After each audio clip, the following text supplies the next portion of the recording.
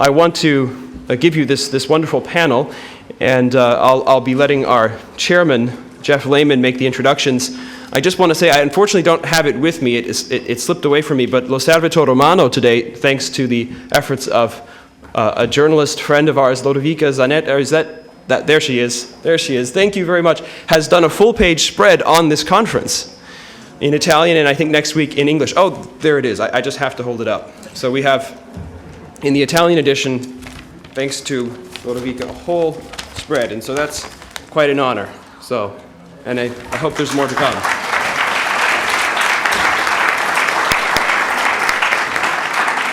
So thank you very much, Lodovica. So without further ado, I'll give it over to Jeff, and we'll make final announcements afterward. I am Jeff Lehman, as John Henry has said. I'm from Thomas Aquinas College in Southern California, and it's my pleasure to introduce the speakers for this panel discussion on the rehabilitation of affectivity. And the focus for our discussion is going to be how the philosophy of von Hildebrand can influence culture, principally, but we'll get into other areas as well, I'm sure. I'm going to introduce the speakers in the order in which they will be sharing with you. First, Katie von Schaijik attended Franciscan University of Steubenville. There, a talk by Alice von Hildebrand at a Christian culture conference in 1986 awakened in her, and also in her husband-to-be, Dr. Jules von Schaijik, an unexpected interest in philosophy. At Professor von Hildebrand's recommendation, she signed up for a class the following semester by Michael Healy, who is present at this conference on the nature of love, where they encountered for the first time the writings of Dietrich von Hildebrand, Karl Wojtyła, Soren Kierkegaard, and Josef Pieper, among others. Wanting much more like it, Katie and Jules filled that what space they had in their final year schedules with philosophy electives. Then, after graduating in 1988, they went on to the International Academy for Philosophy in Liechtenstein, where they studied at the feet of the philosophical triumvirate of Joseph Seifert, John F. Crosby, and Rocco Buttiglione. For many years, they considered how best they might spread the philosophy they had studied, and just a few years ago, they founded the Personalist Project, based in Westchester. Through this, they continue to develop ways of bringing personalism to a wider community of students, never forgetting that philosophy is ultimately meant to be lived. Second, Roberta Green Ahmanson is a writer and philanthropist whose public activities are focused on deepening awareness and understanding of the role of religion in public life, the importance of knowing history to understanding the present, and the vital role the arts play in shaping human experience. Since 1986, Mrs. Ahmanson has worked with her husband, Howard, in shaping the granting priorities of his private philanthropy, Fieldstead and Company. In that time, the Ahmansons have sponsored a number of art exhibitions in the United States and Great Britain. They have also commissioned various works of art and music. In addition to lecturing for the International Arts Movement in New York City, Mrs. Ahmanson is the co-author with Paul Marshall and Leela Gilbert of Islam at the Crossroads, and a contributor and co-editor with Marshall and Gilbert of Blind Spot, When Journalists Don't Get Religion, published by Oxford University Press. It's also, beyond these things, a great delight for me to introduce Roberta, who's a very dear friend of mine. And I have had many wonderful discussions with her and with her husband Howard around their dinner table. They have tremendous and gracious hospitality, and so it's a great joy to be able to introduce her. And finally, Michael Miller is the Director of Programs at the Acton Institute and also oversees Acton's international work. He received his bachelor's degree from the University of Notre Dame, has an MA from Nagoya University's Graduate School of International Development in Japan, an MA in philosophy from Franciscan University, and an MBA in International Management from Thunderbird, the American Graduate School of International Management. Before coming to Acton, he spent 3 years at Ave Maria College in the Americas in Nicaragua, where he taught philosophy and political science and was the chair of the Philosophy and Theology Department. He has almost 10 years of international experience and lives and travels in Europe, Asia, Africa, and Latin America. He has been published in the Washington Times, the Detroit News, the LA Daily News, and Crisis. His research interests include political economy, moral philosophy, economic development, and economic theory. So would you please welcome with me the speakers?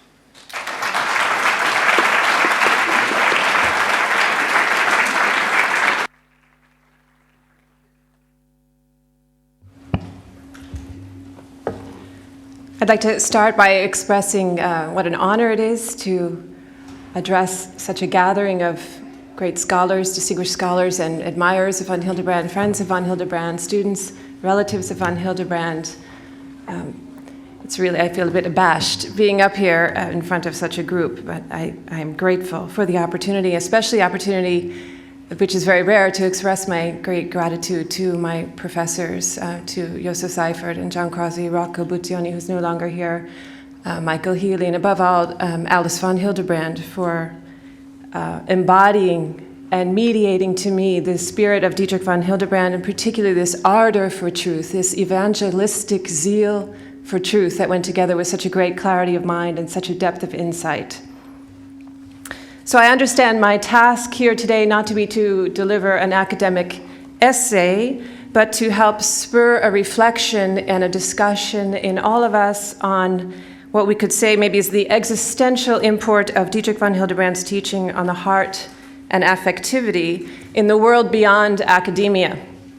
And though it's not usual at an academic conference like this, I thought it seemed to me that the best way to do this in a short space of time would be by way of a personal testimony, and sort of expanding a little bit on the story that Jeff told of my own encounter with von Hildebrand's teaching on the heart and affectivity. I want to do this with an abbreviated version and with special reference to the area of courtship and conjugal love. This is the moment in human life, of course, when the heart is most central and most thematic. This is why it goes by the name Affairs of the Heart. And therefore, it's the point in human life where what von Hildebrand pointed out as the neglect of the heart, even the disparagement of the heart, is most problematic, is most acutely felt, and where a rehabilitation of affectivity is most urgently needed. It also happens to be the moment in my life when I met the teachings of von Hildebrand, as Jeff said. And it has been my prime philosophical, even, I'm not a scholar, but it's been a sort of, if it's not too large a word, a sort of philosophical and apostolic interest of mine ever since. So let me begin by saying I grew up in a conventional post-Vatican II Catholic family. My faith came alive really through the influence of evangelical Protestants and then later through the Catholic charismatic renewal. By the age of 18, I wanted to give my life to God. I loved him and I wanted to serve him. I wanted to make him known. I had no real academic interest. I had no ambitious career plans. I just wanted to serve the Lord. And so I chose Franciscan University of Steubenville because it has a sort of specialization in faith formation. And this is what I really wanted. I wanted to learn the teachings of the church in an apologetics sense. I was interested in being able to defend the faith and promote the faith. And I was interested in getting my own personal formation. Being a normal girl, I was also fascinated and preoccupied with love and romance and crushes and so on. And I experienced in myself a certain tension then between my religious life and ideals, my desire to love the Lord, and my heart, which was always roiling with and daydreaming and full of desire for love and falling in love. So I paid special attention to the teachings that were given at Steubenville, that were sort of in the air at Steubenville, on dating.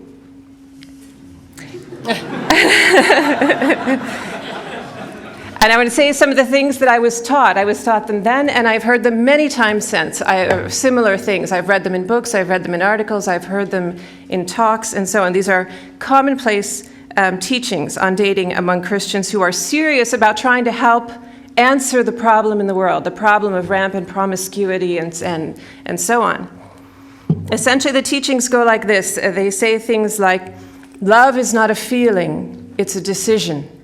They say, in marriage, feelings don't matter. Feelings come and go. What matters is compatibility. So they'll say, choose marriage is a process, or rather dating is a process of marriage preparation. I've also heard it called by Catholic authors a mate selection process. Sounds Australian. I heard a young Catholic woman, a very ardent, giving a talk, and she said, we girls tend to be emotional about this sort of thing, but it's about logic. So, now, also, of course, a very commonplace, emotions are supposed to follow the reason. Reason leads, emotions are meant to follow. And Catholic morality is often understood as the mastery of the emotions, controlling your emotions.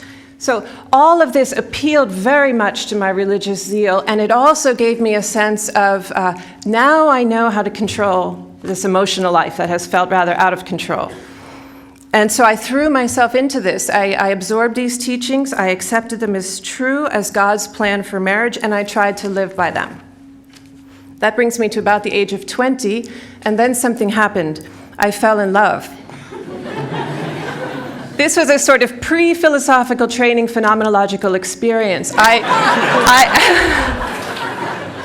now knew what love was in a way that I had simply not known when I heard these talkings and enthusiastically was endorsing them. Now I knew that these teachings were not adequate. They are no help, really, at all. This created in me a kind of fear and confusion and some anxiety, because I wanted to live for God, but now I'm in love, and this idea of being able to control my heart or lead with the reason and not the emotions and so on, that's out the window. Now what do I do?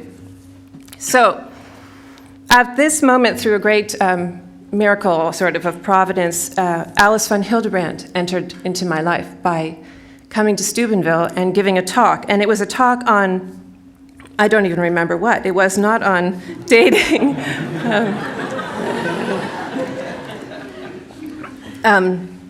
But I saw in her person, all of a sudden, and something I had never seen before, the beauty, the dignity, and the evangelical force of a cultivated mind illumined by faith.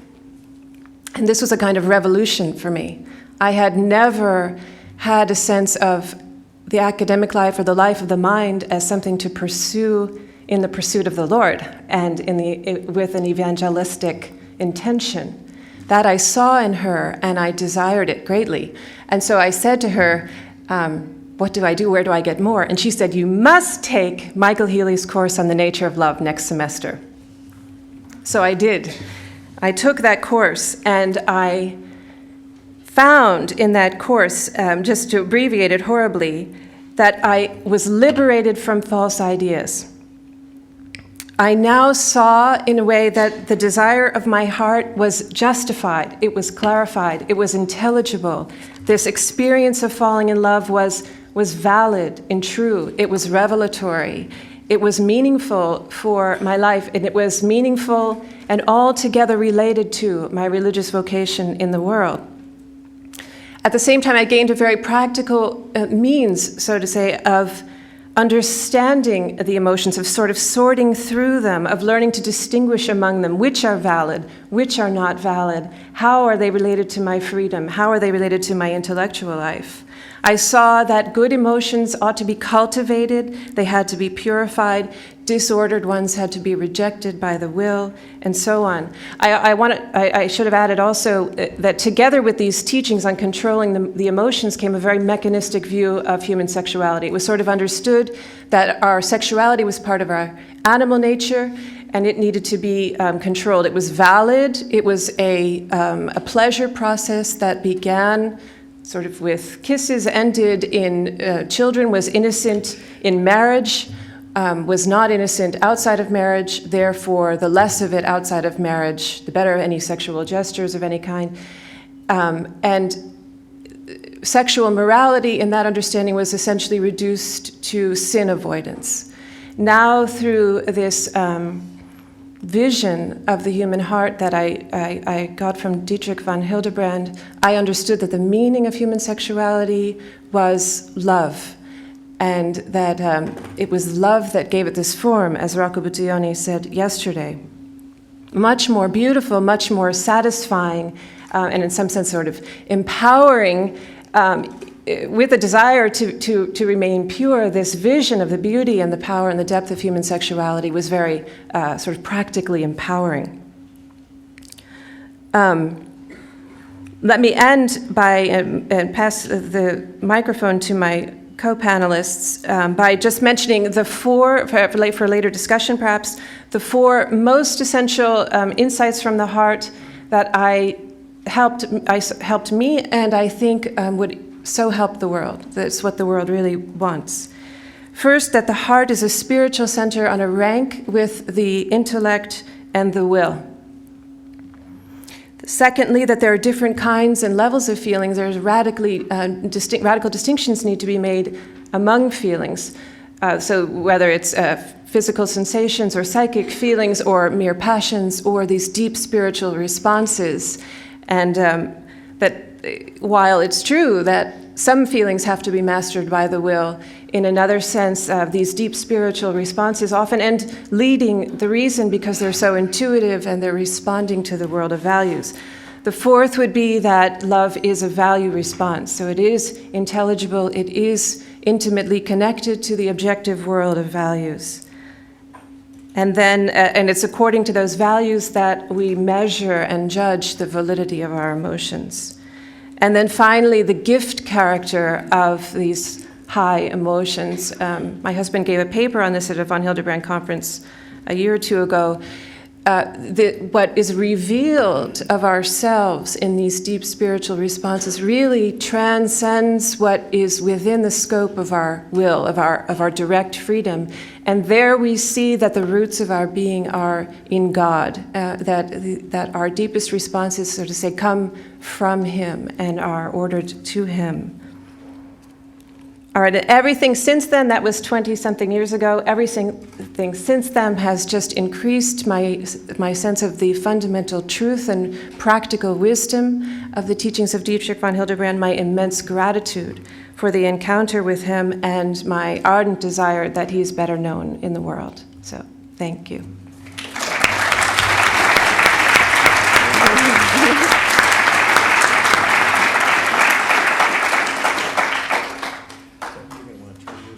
Oh, yes. Nothing. I'm totally technologically challenged. That is a very hard act to follow. That was marvelous. My acquaintance with Dietrich von Hildebrand is much shorter than Katie's, although I am much older than Katie. I'd like to first accord praise and blame so that we can get that out of the way. I am, first of all, here as a representative of that great Protestant blinded folks. And so I'm here, and I'm here because of a man named Dana Gioia who got me into all this, and I emailed him this just this morning, as a matter of fact, and said, you got me into this, and because he introduced me to John Henry and his compatriot back there, whose name I can never pronounce, but he's got a marvelous person, and we sat in a little room at the National Endowment for the Arts, and Dana said, you want to meet these people, I've given them a director's grant. I said, thank you, Dana, and now what is going to happen? So then I found out about this human being whose name is Dietrich von Hildebrand, of whom I had heard nothing in my entire life. And I thought, well, this is wonderful.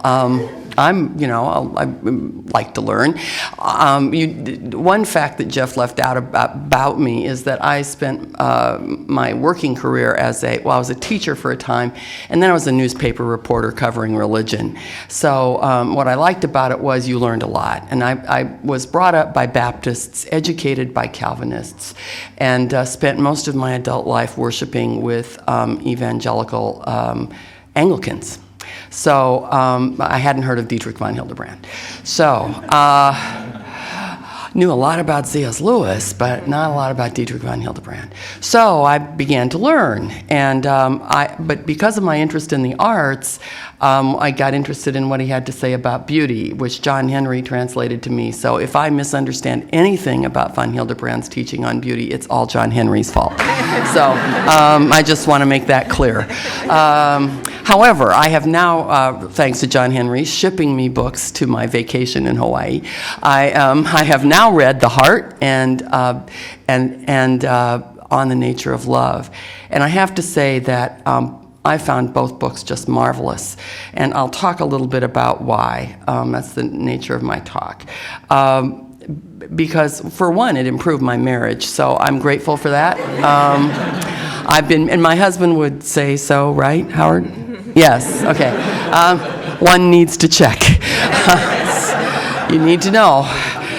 Inquiring minds need to know. So, and I unlike Katie here, I didn't meet my future husband until I was 34 years old, and I wasn't married until I was 36. And a lot of water went over the dam and under the bridge in those years. So, having said that, I thought I'd do what reporters do, which is report to you a bit about the world, which to me explains why Dietrich von Hildebrand's teaching on the heart and love is critical, that we live in a world that is parched and hungry ground looking for living water. And some of it is indeed to be found in what I've just read in the last 6 months. So I want to talk a little bit about, first of all, to frame it, a friend of mine, I'm sitting next to someone who loves Augustine, with whom I have discussed Augustine at length. He knows more about him than I do, but nevertheless, I have read my Augustine. In fact, I took philosophy classes when I went to a Baptist Bible college because I really wondered if this all added up. Back when I was 18. So I took a course in Augustine, of all things, at a Baptist Bible college, so you figure that out. Anyway, it was, well, that's a long story. Anyway, a friend of mine knew I was doing this research and shipped me an article titled Augustine, the Father of Christian Psychology, by a woman named Ellen Chari. And I read it with great interest because I like Augustine and all that. But the point she makes, frankly, and I don't know if the woman's a believer or not, I couldn't tell. She doesn't teach at a Christian institution, so you don't know just from that. Of course, that doesn't mean anything either. But anyway, what she says is Augustine, for Augustine, psychology was an assessment of love, and what we needed to learn about that basically health, what we would call psychological health, he wouldn't have. He would have called the health of the soul, perhaps, was the disorder, to understand the disordering of loves and the reordering of love. And for him, of course, the source of the greatest love, of course, of happiness, was to dwell forever with God, the greatest love. But in that love is the root of all other love. And so for Augustine, the purpose of the self was an obstacle to that. But psychology was, I've got to look at my notes so I get it right. The identity of a person is rooted in our being created in the image of God. But for modern psychology, it's, the soul got thrown out a long time ago and the self got put in its place. And so the whole thing about modern psychology, where we find our identity, is in the narrative of our individual self. So the question is, who's right? And the question for a pragmatic American like myself, brought up the way I was, is, well, which one works? When you put it to the test, which approach to this gets you the most happiness? And so I want to give you some statistics that give you some suggestions about how well the narrative of the individual self is doing, at least in America. because these statistics are American. I apologize for that, but that's the easiest thing for me to get. First of all, and as Katie talked about, love is equated with sexuality. It's odd. Love is both equated with sexuality in our culture, at least in the United States, and I think largely in the West, equated with sexuality, but it's also oddly divorced from sexuality, all at the same time, which causes this great confusion, which these statistics bear out. In the United States, by the age of 15, 13% of all young women have had a sexual experience. By the age of 19, 70% of them have had sexual experience. Some of them, many, of course. Now, how does that work out? Because we all know sexuality, not dancing, leads to pregnancy. And so, which the Catholic Church understood. If you keep people dancing, it helps avoid, anyway. And the Baptists, since Baptists eliminated dancing, they had other problems. So you have to get that straight. What has happened? The statistics in the United States, and I need to hurry up now because I took much too long in the introduction. In 2006, the pregnancy rate for teenage young women was 71.5 per 1,000, which is around a little over 7%. That had gone up for the first time in 10 years from 2005. The peak was in 1990 for 116.9 per thousand, which is somewhere around close to 12%. Now, what had happened, what was the birth rate? You want to know. The birth rate in 2006 was 41.9, which is close to 40 to 4, a little around 4%. Well, there's a discrepancy, isn't there? And the peak was in 1991 when the birth rate was 61.8, the same year that pregnancy was 116.9. So the abortion rates among teenagers in the United States are high. It's 2% of all the teenagers who get pregnant, and in 1986, between 1986 and 2006, these statistics come from the Alan Guttmacher Institute, which is the research arm of Planned Parenthood. So in the United States, you take their statistics because if they're bad, they have to be trusted. So anyway, half of all American pregnancies, they say, what are unintended, which you may define however, 40% of those end in abortion, and 22% of all pregnancies in the United States end in abortion. And most of those, over half of those, are women in their 20s. And so let's get to marriage. And quickly, let me be quick, it'll be a new experience. The numbers of people who get married are shrinking. They've been shrinking for 50 years in the United States. Only 52% of men older than 15 are married. 48% of women, there are more women, and that's why the thing is off. The median age for marriage is 18, but most people don't marry till their late 20s. And the median duration for a marriage is 18 years. These are Pew statistics, by the way, the Pew Research Center. And 1 in 20 Americans who have been married say they've been married 3 or 4 times. So they didn't get to Elizabeth Taylor. They'd have had 9, I think. So just think about that. 4 million, that's 4 million men and 4.5 million women have been married 3 or more times, they report.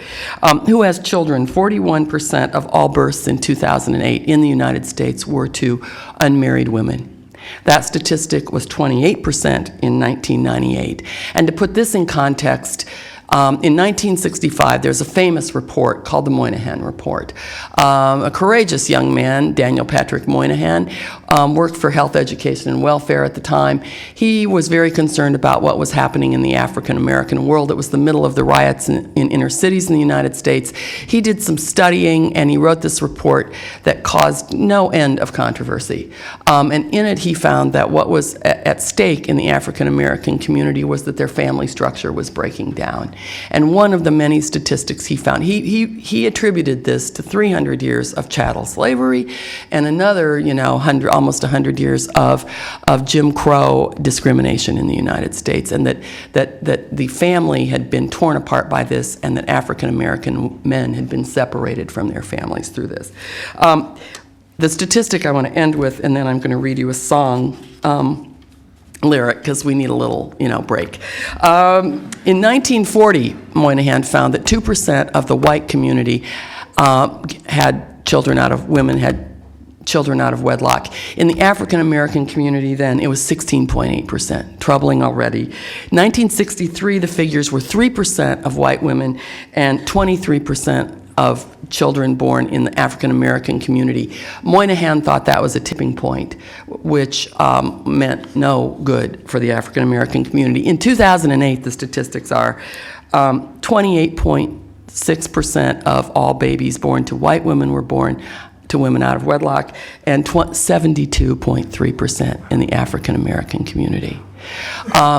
Observers point out that there are two societies. There's this inner city, poverty-stricken African American community, and then the African American middle class.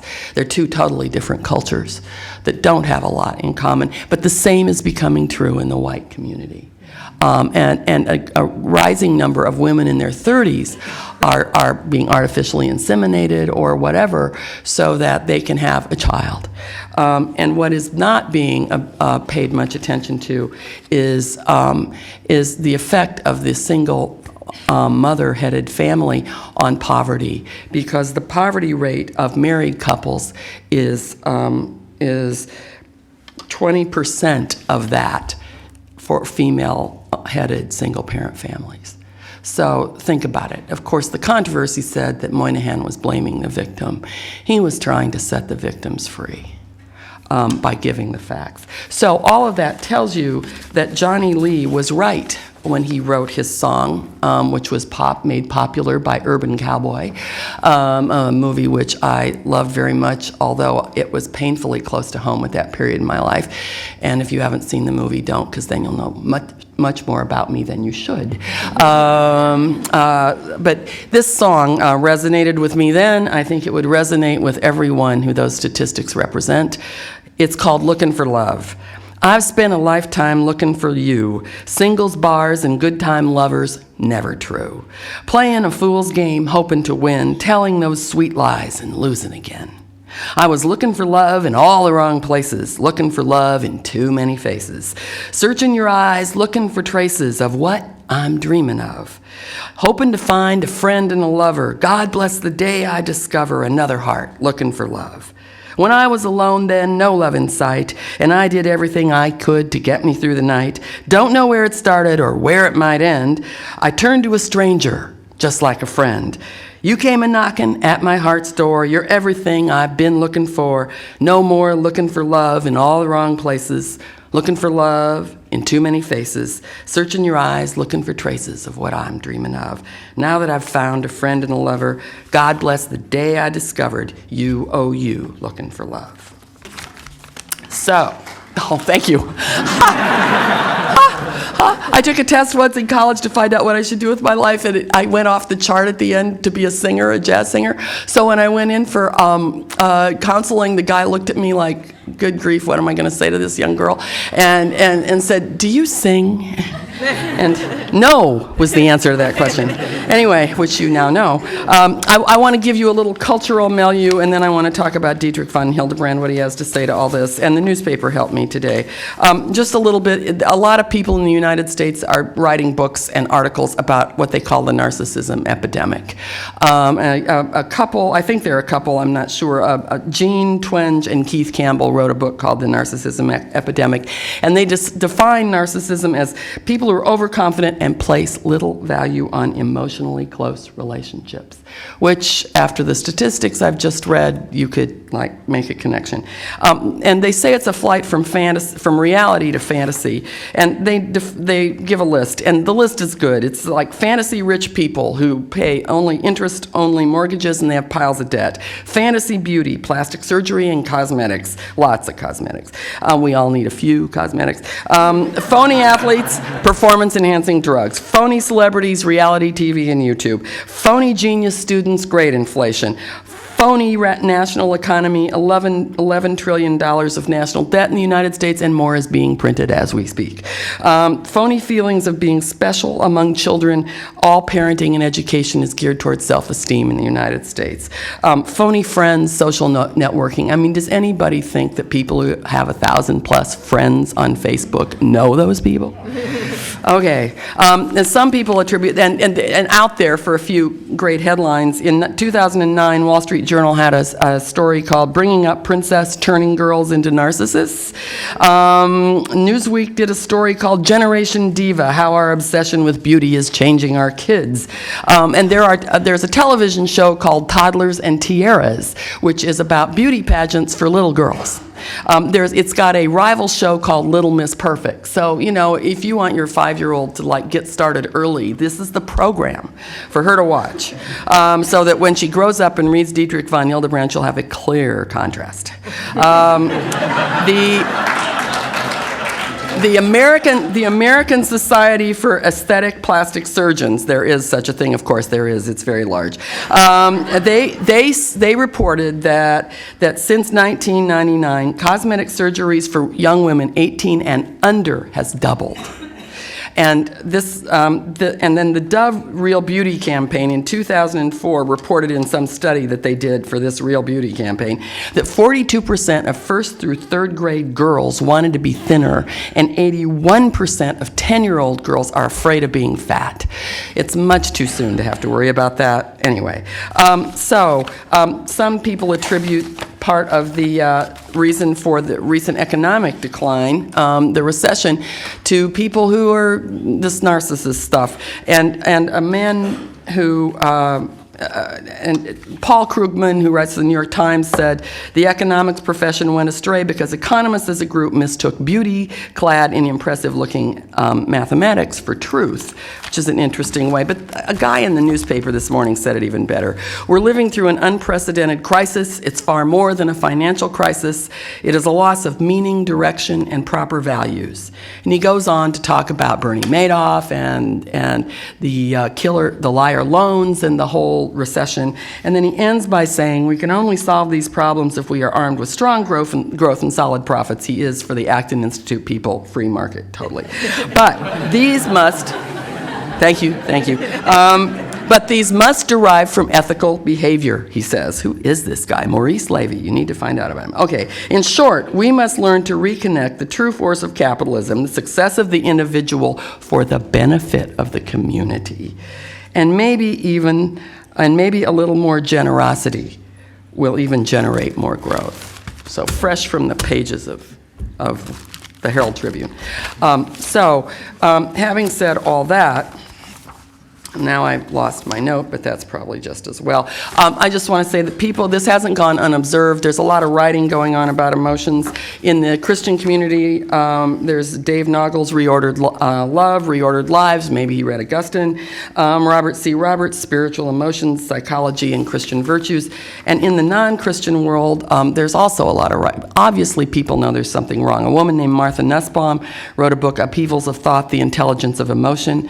Robert C. Solomon wrote a book, True to Our Feelings, What Our Emotions Are Telling Us. So lots of people are looking for love, and then they're writing about it, which is how you make a living.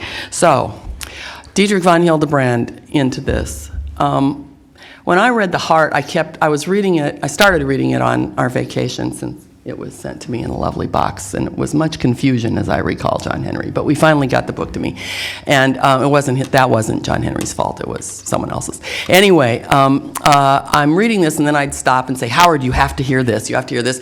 And the upshot is that the book, The Heart, that I read and underlined can't be found now because I lent it to my husband. Anyway, but we trust he's internalizing it, right, Howard?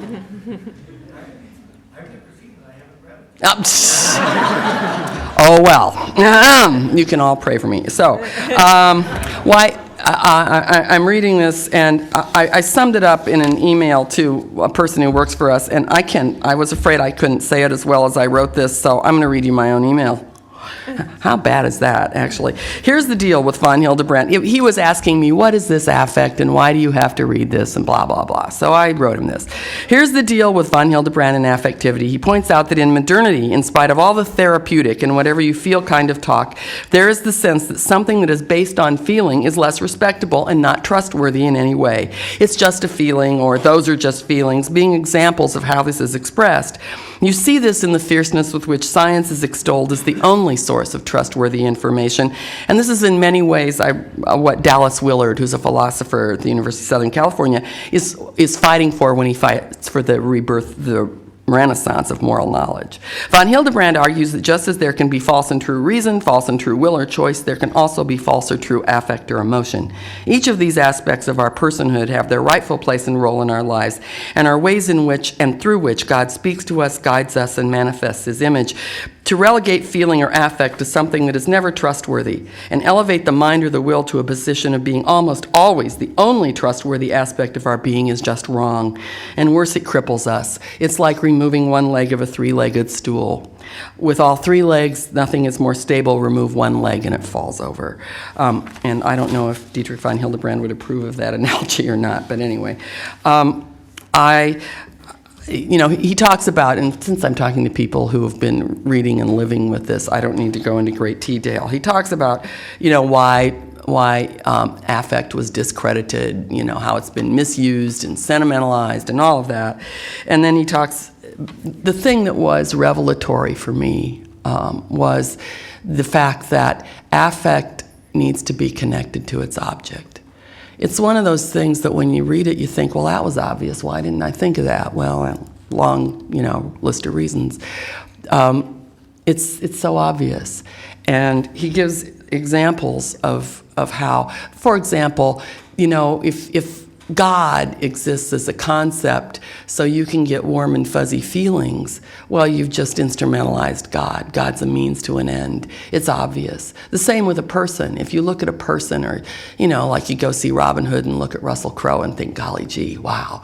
No offense, my son gets disturbed when I say stuff like that. But I have eyes, you can see, right? But all that is an instrumentality. That image on the screen is just a way to get me to feel a feeling of attraction or of wow. And that isn't going to get you very far on the highway of life. And the same with God, if God is just an instrument. And I love the way, of course, this is the English translation, but he talks about the hollow, floating feeling, the irrational, maybe these are John Crosby's words, irrational, uncontrollable, wavering emotion. And when I read that and I think about those statistics cover millions of human beings who experience that hollow, floating feeling of irrational, uncontrollable, wavering emotion. So I just want to close with two things. Some of the things that von Hildebrand says love offers, and when I read this list, which I will try to do quickly because I'm going to close with a poem, think about those people in the statistics and how different their lives would be if they grasped even one or two of these things. First, the person who's involved in let me read his definition of love, which I loved. Love is a value response to the uniquely precious, beautiful, and lovable in another person. The good. When you see the good, it's a response to that. This is like news to me. Fortunately, I got a good husband because God protected me. So, love is something that endures in my consciousness. So it has lasting validity. I don't think, wow, my husband is cool, and then forget about him. He's with me, even when I'm not there. With him. Well, you know what I'm trying to say. It's being delighted, and this is the one that really saved my marriage. Because when I first met my husband, I was working in the newsroom, and my husband, they kind of knew who my husband was, and everybody was kind of interested in how this was going to go. So I walk in the newsroom, and they all went, how'd it go? It was a lunch, the first time I met him. And the first words out of my mouth were, he's delightful. And I had forgotten that. And when I read that, I thought, Yeah, that's why I married him. I thought Howard was delightful, and I still do. So then I started telling him that I was delighting in him and that this was a value response to the delight, And it really made our Hawaiian vacation. Anyway, so that may be why he lost the book. I don't know. Okay. Next one, the desire for spiritual union. I thought of Tony in West Side Story. Make of our hearts one heart. Make of our loves one true love. Anyway, like I said, I can't sing. But there's that desire for a union of hearts. The desire to make the other happy. Intentio benevolentiae. I love that. My pronunciation's not so good. But you want to make the other person happy, and it makes you happy when they are. And then self-donation or self-giving. And I loved the way he talked about the fact that it's not an extension of your ego. It's not to be absorbed in another person, which is all frankly sick and leads you nowhere. But it is that by giving yourself away, someone else sees you and sees other things in you, and you actually get more of yourself. And it's two whole people coming together, not some extension of one ego or another. And then extraordinary commitment. Think about those 41% of babies born to single-parent mothers who don't have anyone else who's committed to them or to that child. It kind of breaks your heart if you think about it. What's going to happen? And Katie was telling me about a book, Marry Him, about one of those women who was artificially inseminated and wishes there was someone else there now. And then you have happiness like no other. There's a depth to happiness. And then there's a desire for the return of one's love. And all of that, of course, will lead to transcendence because you have to get out of yourself. And I have more, but you get the drift. But think about what that would mean. What a revolution it would be if people understood that love. Finally, happiness, I'm quoting again, can never be sought for its own sake without being falsified because it grows out of value. Happiness flows from our response to and delight in the good. This is something every one of the human beings mentioned in or comprising the statistics I read on marriage, divorce, pregnancy, abortion, the list, doesn't know but is longing to know. And that's why Dietrich von Hildebrand's philosophy of love matters now perhaps more than ever. And of course, I think von Hildebrand would be the first to assert, from what I read, that the greatest good is a person, and that greatest person, of course, is God, the source of all the goods we are able to enjoy. And so, since we are in the building that was originally the English college, I believe. No, we're not. We're somewhere else.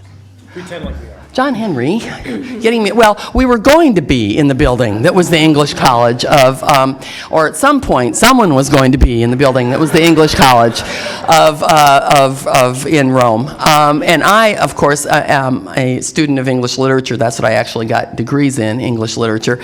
And one of my favorite poets was someone who, unfortunately, was on the wrong side of a certain disagreement that happened in the 16th century. But he came along in the 17th century, so possibly you can forgive him. But this poem has meant a lot to me for nearly 40 years, maybe more. But also, I think it sums up the desire for God. It's one of the holy sonnets. Batter my heart, three-person God, for you as yet but knock, breathe, shine, and seek to mend, that I may rise and stand, or throw me, and bend your force, to break, blow, burn, and make me new. I, like an usurped town, to another do, labor to admit you, but oh, to no end. Reason, your viceroy in me should defend, but is captive and proves weak or untrue. Which, yet dearly I love you, and would be loved fain, but am betrothed unto your enemy. Divorce me. Untie or break that knot again. Take me to you. Imprison me. For I, except you enthrall me, never shall be free, nor ever chaste, except you ravish me. Thank you.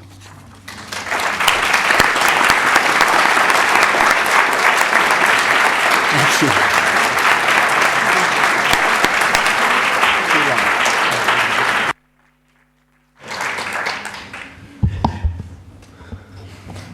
This is kind of depressing.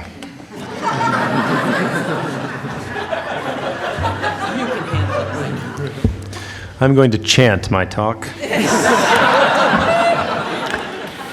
First, I was a little depressed because Katie gave such a beautiful reflection, and then it just went downhill from there. So there'll be a coffee break soon, don't worry. Okay. I'm very delighted to be here as well. I'd like to thank John Henry Crosby for all of his work and for inviting me to speak here today, although I'm not as happy as I was after hearing that. Now I've got to follow it. It was thank you very much to both of you for fantastic remarks, inspiring remarks.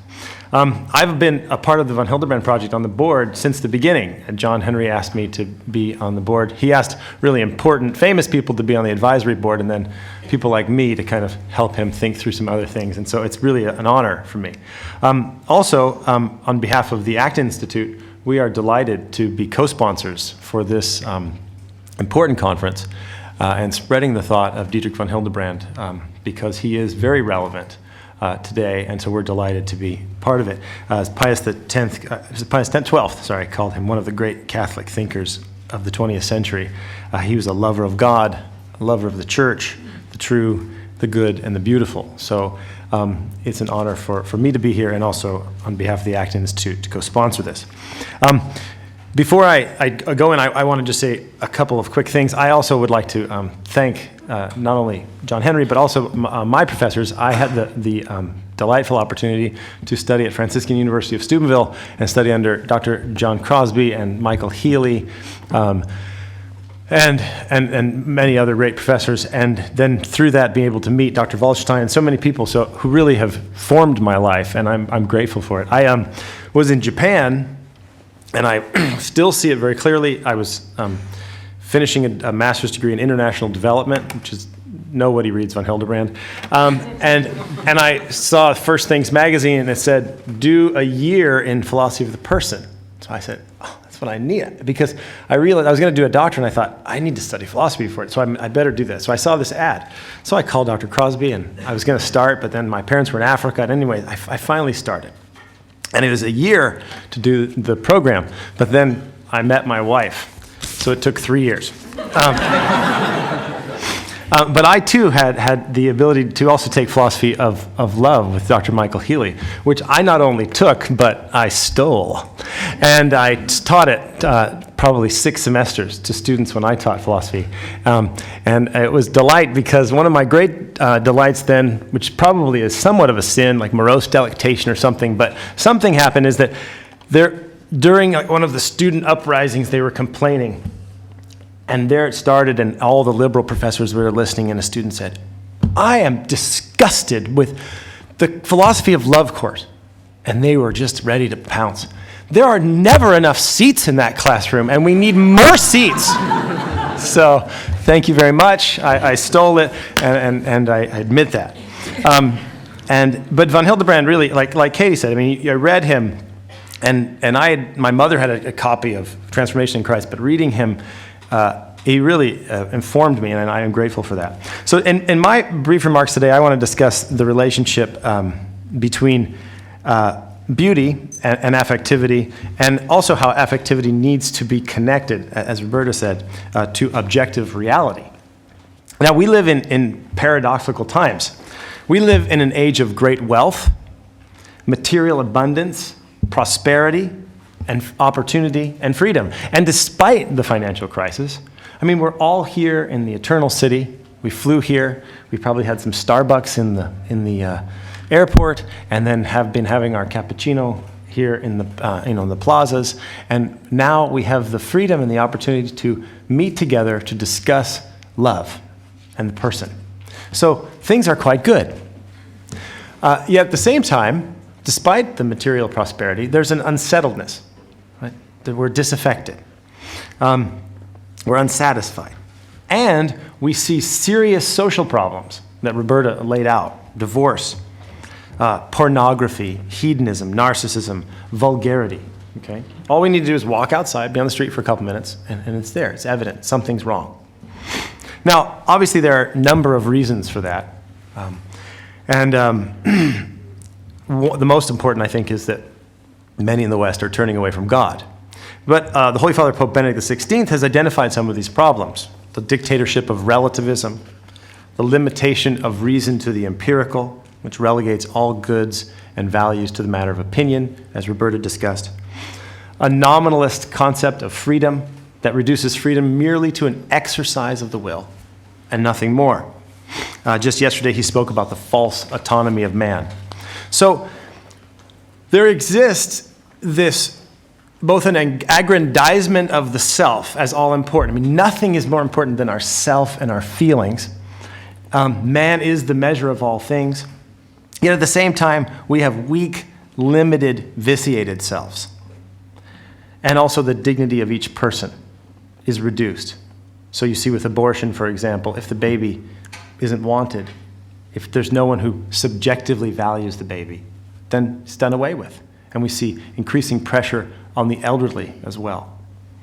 Now, obviously, this is not a new thing. Benedict has been talking about it, John Paul II, and Dietrich von Hildebrand, and many other 20th century philosophers have been thinking about this and warning about this for years. Another person who worried about this was a French social observer who came to the United States in the 1830s, and that was Alexis de Tocqueville. Tocqueville, by the way, is quite admired by Pope Benedict, who spoke about Tocqueville when he was accepted the Académie Française. But Tocqueville was aware that liberation, this liberty and opportunity that we have, brought many good things, creativity, energy, opportunity, equality, etc. But it also brought with what some people have called the burden of liberty. And it also tended to limit the self. Because liberation, apart from beauty and truth and goodness, is unfulfilling and ultimately destructive. Liberation that only affirms adolescent whims ruins the human person. It doesn't build up or lift up the human person. Now again, there's a lot of things beyond this, so I'm going to talk about one of them, but I think one that was very important to Dietrich von Hildebrand, and that is beauty. Now, His Eminence last night invoked Dostoevsky, who said that beauty will save the world. And in the same way, a deformed understanding of beauty wreaks great havoc on the world, and I think we have a deformed understanding of beauty. Instead of beauty being something that demands a value response in us, that calls us out of ourselves, that informs us and forms us, and as von Balthasar said, points to infinity, beauty is now merely reduced to our own subjective opinion, what we feel. So what happened is, and that's partially true, right? Beauty, there's a subjective element to beauty, right? So what happened is that we took a sublime truth about the unique, unrepeatable nature of the human person, who indeed brings himself or herself to a work of art, a landscape, a beautiful piece of music, whatever it might be, himself or herself, her experiences, her hopes, her wants, her dreams, her desires, all of this uniqueness, and experiences that, and then in one sense adds something to it, and then is able to communicate that to someone else. So if I look at the night sky and think it's cute, and Roberta looks up and says it's not cute, it's actually sublime, and then I realize it's sublime, my soul has been expanded because we're communicating with one another. So there is a truth to the subjective experience of beauty. It's a value response, and it forms us. But we took that sublime truth and we turned it into something totally banal. And that is, a beauty is what you feel. Beauty is just your opinion.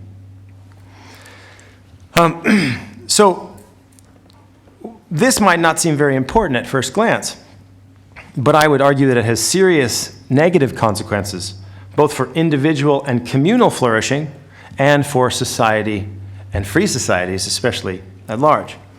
Relativism and subjectivism in beauty, of course, opens up the gate for relativism and subjectivism in a whole host of other values, right? Which I'll talk about briefly, but mostly what I want to just talk about beauty. First, let me say what happens when there's a subjective, when beauty becomes subjective, and how it affects human flourishing. And this relates to that kind of paradox between the aggrandizement of the self and the vitiation of the self. At first, it seems that when beauty is subjectified, I don't know if subjectification is actually a word, but it is now, okay? It seems to, it exalts the human self, but actually it undermines human subjectivity.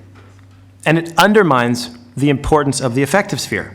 Because instead of responding, having a value response, as von Hildebrand describes it, to something beautiful that moves us, now we're just having feelings. But if our feelings aren't actually talking about something, then who really cares what you think? Why does it matter what you feel? Okay? So that everything begins to revolve around this small, weak self that Tocqueville worried about. A rich emotional life, a rich human life, requires that we look to some things that are greater than ourselves, and that we're formed by those things, we're shaped by those things, and that we conform ourselves to those things. Right? This is the problem with narcissism, is that we're conforming to these little, tiny, boring selves. We need to be inspired not by our own feelings, but by the noble, the beautiful, the sublime, etc. And von Hildebrand was deeply aware of this and saw the poison of subjectivism for what it was and how it really undermined the affective sphere. We also see this in, of course, Karol Wojtyła, John Paul II, and C.S. Lewis, who Roberta mentioned, dealing with the same issues. Lewis said that the challenge today was not to cut down forests, but to irrigate deserts. Because we don't have senses of beauty and nobility and goodness and wonder. Instead, it's just this banal feelings. He said we had to be inspired. He said that the head rules the belly through the chest. And the chest, we have to cultivate what he called reasonable emotions. This is in The Abolition of Man, which I think many of you have read. We have to cultivate reasonable emotions. John Paul II talked about spiritual emotions. Not just feelings, and this is what Katie brought out, that's so very important, not just your intellect and your feelings, but spiritual emotions, reasonable emotions, right? Things that go through the intellect in conjunction with the will and that we say yes to. And von Hildebrand called this intelligible spiritual affectivity. Okay, now, of course, an Englishman would call it reasonable emotions, and a German would call it intelligible spiritual affectivity. But before we get too critical, remember that intelligible spiritual affectivity in German is just one word, okay? So it's no big deal. But this intelligible spiritual affectivity, this response to value, that's not just a feeling, right, but goes through the intellect, like I said, in conjunction with the will, and you say yes. And this, I know Dr. Healy, this taught me this, that you're responding to something, you're responding to the beauty of a person or of a work of art. And it is a full human response, not merely an emotional response, not merely an intellectual response, not a brute passion response. Okay, and I'm not sure if we have brute passions, but that's another story. All right, so, but when this is lost and everything is made just feeling or opinion, then this takes away from the grandeur of the person. Now, when I taught ethics and philosophy of the person to undergraduates for a couple of years, and I would use von Hildebrand and Lewis and talk about these things. And we talked about beauty and subjectivity. And there's 2 points I want to make. One is, very interestingly, I kind of stumbled upon this, and I would start my ethics class not by talking about truth and right and wrong. I would first, kind of take out value, and everybody thinks it's to you whatever you believe in the subjectivism. And most of my students were at least non-committed subjectivists, relativists. They hadn't really thought it through. It was just kind of in the air. But what I started to do is I actually would play music for them. And I would play different kinds of music. I'd play Mendelssohn's Violin Concerto, Bach's Cello Suites, Run DMC, who I know all of you listen to, Gregorian chant, etc. And I would ask them what happened. This is the phenomenological. I'd say, go back to your own experience and tell me, what are you experiencing? And of course, they would experience that music was causing them to do something. And they became agitated at Run DMC and excited. And I said, I know, you were mad at me that I turned off the Gregorian chant, weren't you? And that's why you kind of, projected those emotions onto Run DMC. And they said, no, that's not what happened at all. I said, then what happened? If it's merely subjective, why is it causing something in you? And interestingly, I found that beauty was the relativism of beauty, to show that beauty wasn't relative, but that had some standard, actually opened the door for them to be able to see that truth, etc. And of course, once truth makes a claim on you, then you have a couple of options. You can live in guilt. If you can ignore truth, or you can live in guilt, be miserable and want to kill yourself, or you can turn to God. And guess what? A lot of students turn to God. I didn't even have to tell them about God. They just realized, oh, there's truth making a demand on me, and that comes through beauty. But the other thing that was very interesting to me when I was teaching them, and I stumbled upon this, so it wasn't anything that I came up with. But what struck me is when I talked to the students about their subjective beliefs, right, and I said, if there's no objective reality, then your subjective feelings don't really matter. Who cares? Well, if there's one thing that young people like, and I don't mean young people, right? I mean, just because I'm bald doesn't mean I'm not young, okay? I don't mean like young people. I think young people, period, through all generations times, one thing that young people want to be taken is they want to be taken seriously. And they want their emotional lives to mean something. This is what Katie was referring to. And they realized, oh, you're right. If I'm not talking about objective reality, then my emotional life doesn't mean anything. And guess what? They would much rather be absolutists in moral truth and beauty than to give up their subjective feelings. And so it was very interesting to see pedagogically what happened. But there's that negative effect. It vitiates. But it also has another negative communal effect. If feelings are merely opinion and not related to objective reality, you're not talking about anything. You say, who cares? Well, guess what? We do kind of listen to one another. Well, why are we listening to one another? We're not listening to one another because we actually care about what the person's talking about, because they're not talking about anything. So we end up listening to each other. It kind of makes relationships utilitarian. We listen. I'm going to listen to what so-and-so says because, well, they're my boss and maybe I can get a promotion from it. Or I'm going to listen to what so-and-so says because she is really good looking and it really matters. But everything, it kind of takes all human relationships and makes them transactional, makes them economic instead of making them personal, interpersonal, and human. And when everything becomes a transaction, that's a serious problem, and we see that with divorce, pornography, etc. So that's the one side. Now, the second thing I said is that it has negative effects on human flourishing and communal flourishing, but it also has negative effects on society. And I'll close with this, that subjectivism in beauty also has serious social implications, and especially, I would argue, for the free society in which we live. Art, then, being now divorced from beauty or intelligibility and representation, art now becomes process and self-expression. Now, by the way, I've always wondered, if art is self-expression, I've discovered that a lot of contemporary artists must have boring, banal selves. Okay, and think about art's self-expression. What if you're really boring? Maybe you just shouldn't do art, okay? And by the way, this goes back to, this is part of von Hildebrand's point too. If you're not connected to objective reality, then you are boring. Okay, you are boring, and that's why art is so bad. All right, but it may not be intelligible, but the art is still communicative, and what it communicates, in addition to ugliness and misery, it communicates a nominalist vision of freedom. It communicates mere expression of the will. Just throw the bucket up there. Just do what you want. Just live out your life. And this sense of gratification, and it gratifies, and it appeals to the adolescent. It perpetuates adolescence. Now, adolescence is okay if you are an adolescent. Okay? But it's not okay if you're an adult. And it's very dangerous for a free society.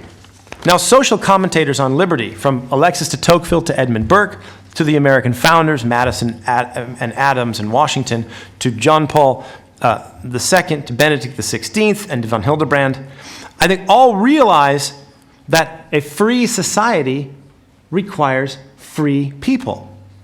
Self-government requires self-governors, not adolescents. So that it requires a certain type of individual. And if you don't have a certain type of individual, you start to lose freedom. And this is one of the problems with the financial crisis. We have a more or less capitalist economy, right, with a socialist, liberal, individualist culture and centralization that knocks out all of civil society, and it creates, it's a recipe for disaster. And we're seeing what happens, because economic freedom and political freedom require free people, a certain kind of person.